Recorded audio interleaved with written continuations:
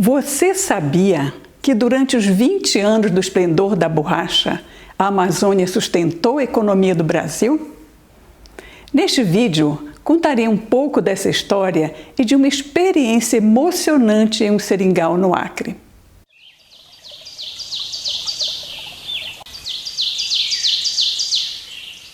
Era o ano de 1885. O mundo passava por um grande desenvolvimento industrial. Surgia o automóvel a gasolina. A Amazônia virou o centro dos interesses nacionais e internacionais. E qual a relação entre os automóveis e a Amazônia?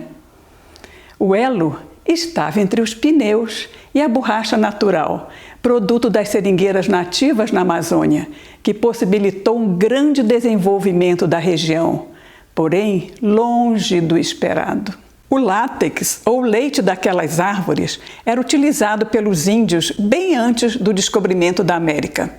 Porém, a borracha só foi redescoberta quando Charles Marie de la Condamine divulgou as maravilhas sobre a árvore que dá leite, que ele conheceu durante sua viagem ao vice-reino de Quito.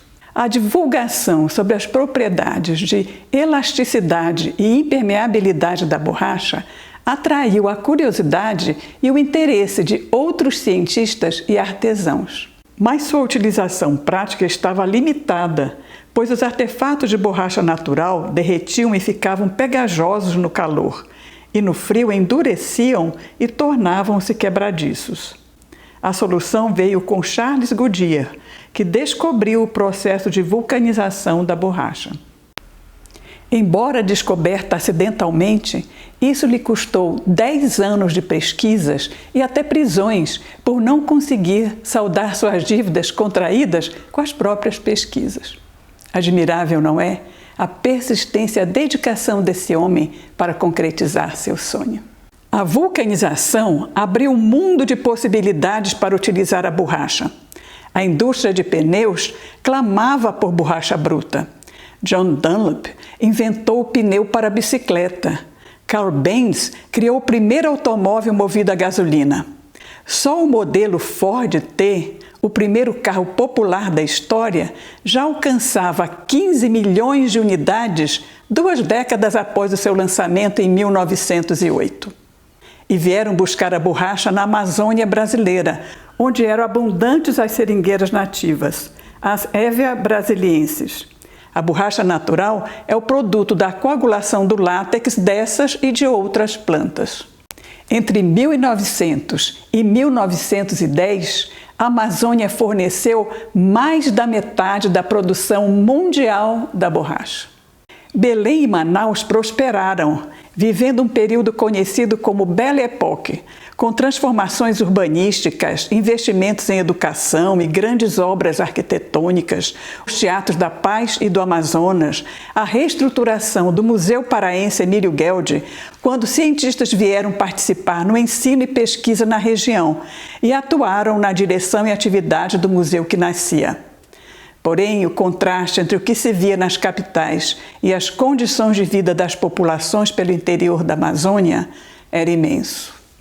A produção brasileira da borracha, baseada no extrativismo, cedo mostrou incapacidade de atender às demandas internacionais.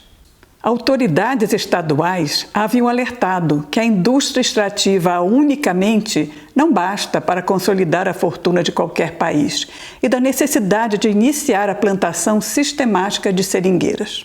Mas no início do século XX, muitos ainda acreditavam que o solo abençoado de nossa região nos daria mesmo o privilégio exclusivo da borracha. Porém, uma surpresa vinha sendo preparada desde 1876 pelo explorador britânico Henry Wickham, que levou 70 mil sementes de seringueira do Pará para os jardins de Kew, na Inglaterra. O sucesso na domesticação da Hevea e no cultivo sistemático em larga escala no Sudeste Asiático colocou no mercado grande quantidade de borracha a baixo preço. Em 1912, chegava ao fim o período áureo da borracha extrativa na Amazônia. O impacto socioeconômico foi avassalador. Apesar de a Amazônia ter colaborado fortemente com a economia nacional por 2 décadas, o poder central só reinvestiu na região 1/4 das receitas que de lá recebia. Faltou um plano que aliasse crescimento econômico e desenvolvimento social. Isto teria tirado a Amazônia do estágio de mera produtora de matéria-prima florestal para levá-la ao desenvolvimento historicamente almejado.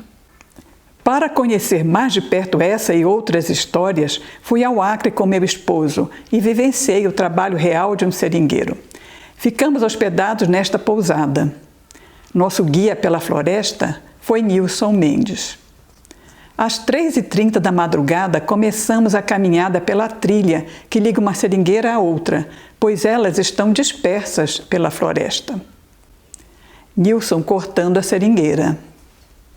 A poronga, a lamparina a querosene usada na cabeça, mal ilumina alguns centímetros à frente na mata fechada. Diferente dos seringueiros, caminhávamos devagar. Nilson mostrando o látex escorrendo na tigela, pois um dos seringueiros começou a cortar 2 horas antes. Não é fácil caminhar pela mata escura. Raízes se confundem com serpentes e troncos maiores são difíceis de transpor. E lá pelas tantas, Nilson propôs apagar a poronga e nos afastarmos um pouco uns dos outros, pois isso acontecia frequentemente nos primeiros tempos. Não se enxergava nada. Os sentidos se aguçam, a audição parece ampliar, mas nenhum som ou movimento foi percebido por nós. Tentamos acender novamente o pavio da poronga e nada. Ouvidos atentos, pensava nos milhares de imigrantes que vieram para os seringais no auge da borracha. Como dominava o medo nos momentos de escuridão? Onde tem mata, tem bicho, dizia Nilson, e tinha muito bicho naqueles tempos. Claro que nossas lanternas estavam à mão, mas aqueles homens e mulheres tinham que ficar quietinhos, esperando de raiar, rezando para que nenhuma onça os descobrisse. Vida muito dura. Tiveram que aprender a viver em uma região totalmente desconhecida para eles, em uma atividade que tampouco conheciam, e para a grande maioria, em um regime de trabalho que jamais lhes daria a independência financeira. A escravidão por dívida. Nilson contou que seus avós, seu pai e 7 irmãos vieram do Ceará para Chapuri em 1914 para cortar seringa, como muitos outros migrantes, iludidos com promessas de bom pagamento. Era isso ou ir para a guerra. Parte da família de Nilson continua morando no seringal. Surpreende seu conhecimento sobre as plantas. Disse ele: o médico estava lá em Manaus, em Belém. A gente teve que entrar na selva e descobrir o poder das plantas. Descobri muita coisa. Mestre caboclo não é teórico. Ao escrever sobre a coleta do látex, eu já tinha ideia de como isso acontecia. Mas vivenciar esse processo dentro da floresta e conversar com as pessoas fez muita diferença. Saí do seringal admirando ainda mais aqueles homens e mulheres, heróis esquecidos nas vastidões do território amazônico. Ah, Amazônia, quando teus filhos serão valorizados e terão educação adequada para que tomem à frente o desenvolvimento que almejam e merecem? Amigos, venham conhecer a Amazônia real e abraçá-la como parte do Brasil. A Amazônia não é só floresta. Muito obrigada e até Forlândia.